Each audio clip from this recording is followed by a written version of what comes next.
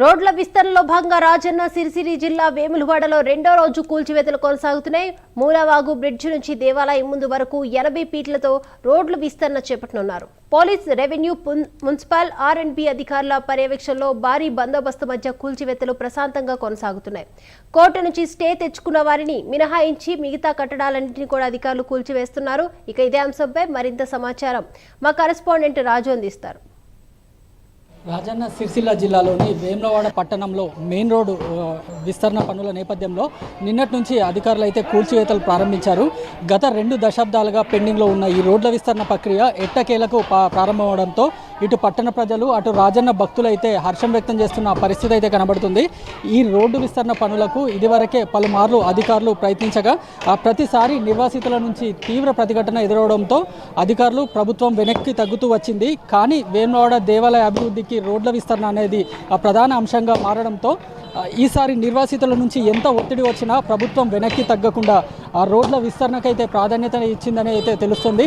ఈ నేపథ్యంలోనే స్థానిక ఎమ్మెల్యే ప్రభుత్వ విప్ ఆది శ్రీనివాస్ ప్రత్యేక చొరవతో గత నవంబర్లో సీఎం రేవంత్ రెడ్డి వేములవాడ పర్యటనలో భాగంగా రాజన్న ఆలయ అభివృద్ధితో పాటు రోడ్ల విస్తరణ పనులను కూడా శంకుస్థాపన చేసి వెళ్లారు. అనంతరం కొద్ది రోజులకే అటు ఆలయానికి ఇటు రోడ్ల విస్తరణ పనులకు నిధులు మంజూరు చేయడంతో రోడ్ల విస్తరణకు మరోమారు అధికారులు అయితే కసరత్తులు ప్రారంభించారు.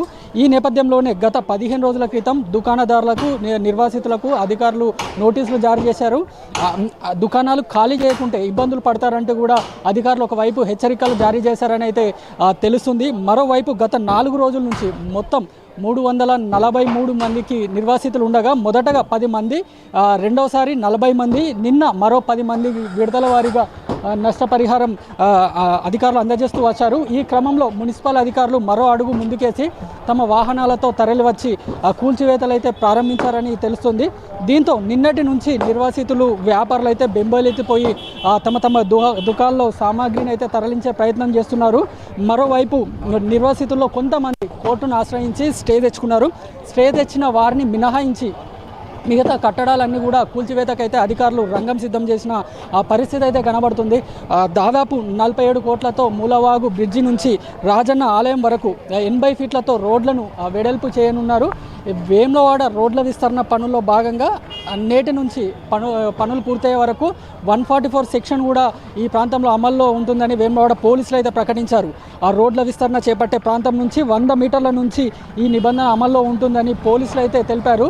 రోడ్ల విస్తరణ సందర్భంగా ఎలాంటి అవాంఛనీయ సంఘటనలు జరగకుండా దాదాపు 200 మంది పోలీసులతో భారీ పోలీసు బందోబస్తును అయితే ఏర్పాటు చేసిన పరిస్థితి అయితే కనబడుతుంది. పోలీసులు, రెవెన్యూ, R&B, మున్సిపల్ అధికారుల పర్యవేక్షణలో ఈ కూల్చివేతలు అయితే కొనసాగుతున్నాయి. ఎలాంటి అవాంఛనీయాలు సంఘటనలు జరగకుండా ముందస్తు భద్రతా చర్యలలో భాగంగా 2 ఫైర్ ఇంజన్లు కూడా అధికారులు అందుబాటులో ఉంచిన పరిస్థితి అయితే కనబడుతుంది. దాదాపు 8 JCBలతో 2 రోజుల్లోనే 8 JCBలతో మొత్తం కూల్చివేతలను పూర్తి చేయాలనే ప్రణాళికను అయితే అధికారులు సిద్ధం చేస్తున్నారు. మరోవైపు వేములవాడలో కొనసాగుతున్న రోడ్ల విస్తరణ పనులను జిల్లా కలెక్టర్ సందీప్ కుమార్ జా క్షేత్రస్థాయిలో స్వయంగా పరిశీలించారు. ఈ సందర్భంగా విస్తరణలో పనుల్లో పాల్గొన్న అన్ని విభాగాల అధికారులను జిల్లా కలెక్టర్ అభినందించిన పరిస్థితి అయితే ఉంది. విస్తరణ పనులను మరింత వేగవంతం చేయాలని కూడా ఈ సందర్భంగా సందీప్ కుమార్ జా ఆదేశించినట్టు కూడా తెలుస్తుంది.